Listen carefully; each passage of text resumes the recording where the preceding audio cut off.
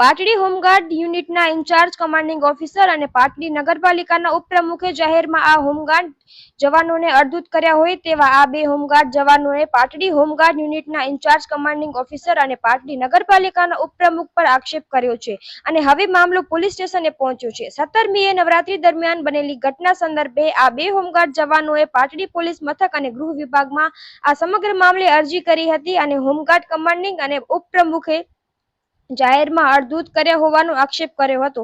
ત્યારે પાટડી હોમગાર્ડ યુનિટના in charge commanding Mohan Kudecha અને પાટડી નગરપાલિકાના ઉપપ્રમુખ હિતેશ રાવલ વિરુદ્ધ પાટડી પોલીસ મથકે અત્યાચાર નિવારણ અધિનિયમ હેઠળ કાર્યવાહી કરવામાં એ બે હોમગાર્ડ જવાનોએ પોલીસમાં લેખિતમાં રજૂઆત કરી છે. ત્યારે પાટડીમાં વધુ એક ભાજપ નેતાની દાદાગીરી સાથે પોલીસ લેખિત ફરિયાદ થઈ છે. જોકે થોડા દિવસ પહેલા પાટડી શહેર ભાજપ પ્રમુખ વિરલ સોનીના લેટર પેડ પર આ બંને હોમગાર્ડ જવાન વિરુદ્ધ કાર્યવાહી કરવામાં રજૂઆત કરવામાં આવી હતી.